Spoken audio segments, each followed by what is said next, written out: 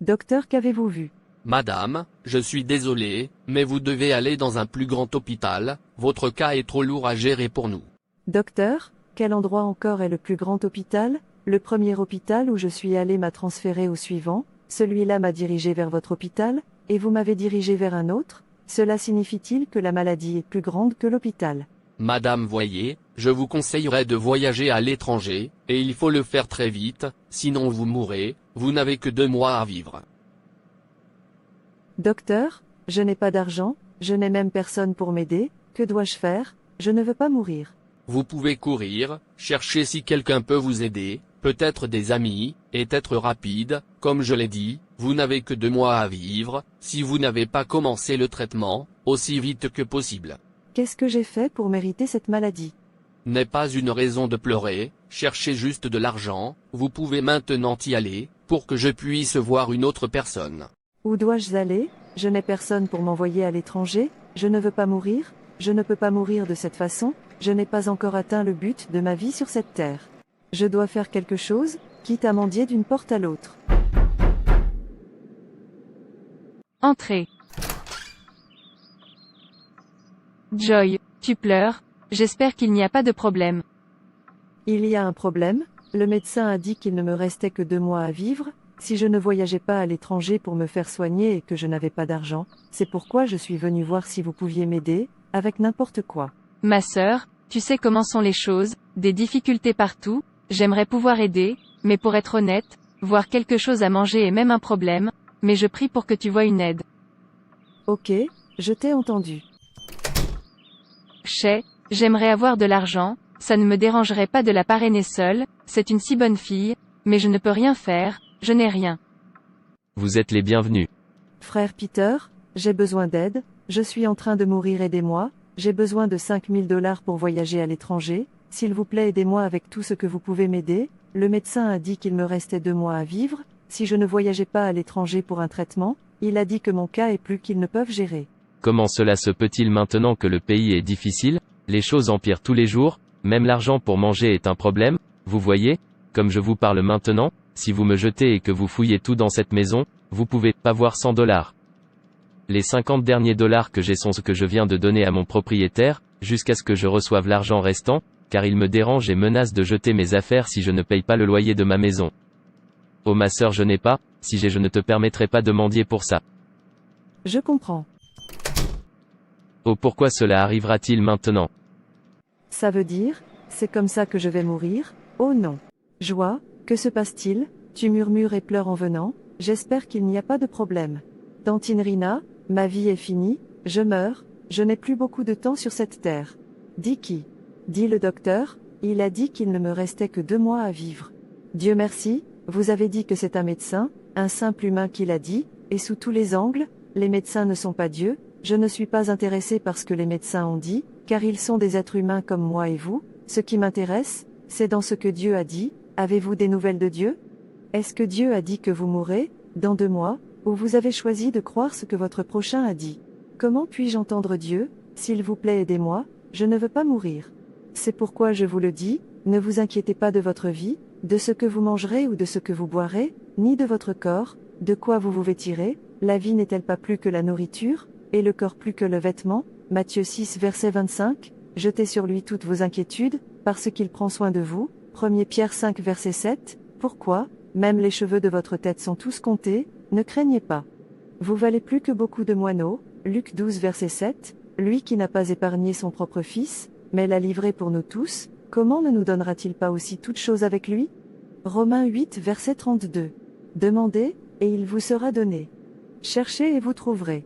Frappez, et on vous ouvrira, Matthieu 7 verset 7, j'ai été jeune, et maintenant je suis vieux, mais je n'ai pas vu le juste abandonné, ni ses enfants mendier du pain, Psaume 37 verset 25, si donc vous, qui êtes mauvais, sachez donner de bonnes choses à vos enfants, combien plus votre Père qui est aux cieux donnera-t-il de bonnes choses à ceux qui le lui demandent? Matthieu 7 verset 11, demandez au nom de Jésus, il sera donné à toi, Jean 14 verset 13 à 14, le nom de notre Seigneur Jésus-Christ, est comme un chèque en blanc signé, avec lequel nous pouvons recevoir tout ce dont nous avons besoin de Dieu le Père. Demander au Père montre un sentiment de dépendance spirituelle, et un désir pour les bénédictions spirituelles, avec la conviction qu'elles seront reçues de Dieu.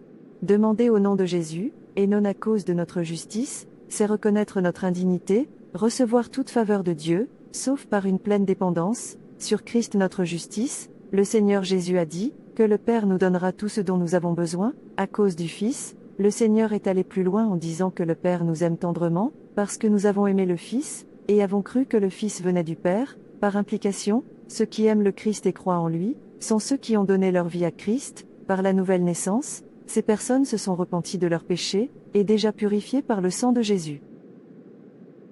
Si vous êtes un enfant de Dieu par la nouvelle naissance, vous êtes libre de demander n'importe quoi, vous avez besoin par le nom de Jésus à chaque fois, n'importe où, et mon Dieu pourvoira à tous vos besoins, selon sa richesse dans la gloire en Jésus-Christ. Philippiens 4 verset 19, demandez au Père le désir de votre cœur, afin que votre joie soit parfaite. Jean 16 verset 24, mais gardez à l'esprit que notre demande au Père de tous les désirs, doit se situer dans le cadre de la volonté de Dieu, sinon tu demanderas mal. Jacques 4 verset 3. Comment puis-je savoir que Dieu m'a répondu, et comment puis-je recevoir après avoir demandé?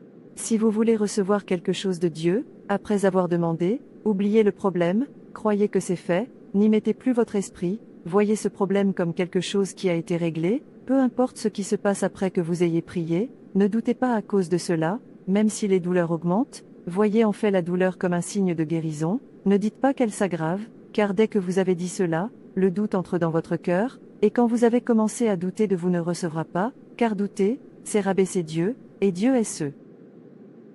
Chaque fois que vous priez, ne laissez pas le diable vous faire perdre la foi en Dieu, c'est parce que le diable va donner l'impression que cela ne fonctionne pas, en augmentant la douleur ou le problème pendant un moment, de sorte que vous perdrez la foi. Ne répétez pas non plus la prière en demandant à Dieu la même guérison chaque fois que vous voulez prier. À la place, votre prière devrait être « Merci Dieu, pour la guérison que vous m'avez accordée, ou pour mon cas que vous avez réglé ». Répéter la prière montre que vous ne croyez pas que Dieu vous a répondu, et quand vous ne croyez pas, vous ne recevrez pas. La foi c'est prier pour quelque chose, et continuer à remercier Dieu, pour avoir fait cette chose. Vous n'avez pas reçu, comme si vous l'avez reçu, vous serez surpris, quand cela arrivera, cela ressemblera à un rêve. Mais rappelez-vous, vous ne devez pas douter, ni répéter, car Dieu sait déjà ce que vous voulez, avant même que vous ne le demandiez. Matthieu 6 verset 8, vous permettant de le lui demander, c'est à vous de reconnaître qu'il est votre Père, tant que tu es un enfant de Dieu, et tu as accepté Jésus, comme ton Seigneur et Sauveur personnel, ta prière sera exaucée, et ne t'en fais pas, quand ça le sera, ce n'est pas ta responsabilité de faire ça, Dieu le sait déjà le moment idéal pour le faire, votre travail est juste de croire que l'affaire est réglée. Maintenant, je comprends le sens de la foi. Oubliez que vous avez ce problème, après avoir prié Dieu. Exactement, le nom du Christ est une porte ouverte sur le trésor de Dieu. Vous n'avez pas besoin d'être bloqué parce que vous n'avez pas d'argent dans la main, lorsque vous avez déjà un guichet automatique pour retirer à tout moment, tout ce que vous devez faire est de utiliser simplement votre guichet automatique, et c'est Jésus. Je comprends maintenant. Le jour où vous voulez prier, priez simplement bien, vous pouvez simplement déclarer le jeûne et vous assurer de prier comme vous le souhaitez, puis fermer la prière et ne répétez jamais, remerciez simplement Dieu, de le faire, c'est le sens de la foi. Je vois, merci beaucoup. Vous êtes les bienvenus. Père Céleste, tu as dit que je devrais t'appeler chaque fois que j'en ai besoin. Je ne veux pas mourir. Je suis venu à vous en tant que pécheur, s'il vous plaît venez me guérir, mon cas est au-delà de l'humain, vous seul pouvez me guérir, venez me guérir, je vous prie, au nom de Jésus, Amen. Merci Dieu pour la guérison que tu m'as accordée, sois glorifié au nom de Jésus, Amen. Merci Jésus de m'avoir guéri, sois glorifié. Merci Jésus pour la guérison que tu m'as accordée, que ton nom soit glorifié. Docteur s'il vous plaît j'ai besoin d'un contrôle. Très bien. Madame, tout va bien chez vous, vous allez bien. Docteur vous souvenez-vous de moi? Non. Je suis cette personne, tu as dit qu'elle mourra dans 2 mois, ça fait 3 mois, je vis toujours. Toi, comment se fait-il que tu dises que tu n'as pas d'argent pour partir à l'étranger? J'utilise mon guichet automatique. Guichet automatique. Est-il possible d'utiliser un guichet automatique lorsque vous n'avez pas d'argent dans votre banque? S'il vous plaît, quel type de guichet automatique est-ce? J-E-S-U-S est mon code PIN. Jésus. Si vous avez un problème et que vous ne savez pas quoi faire, rappelez-vous que vous avez un Père Céleste, Prenez simplement votre téléphone, composez le numéro J-E-S-U-S, Jésus. Merci d'avoir regardé. Et s'il vous plaît, abonnez-vous, aimez, et partagez. Que Dieu vous bénisse. Et rappelez-vous, Jésus vous aime.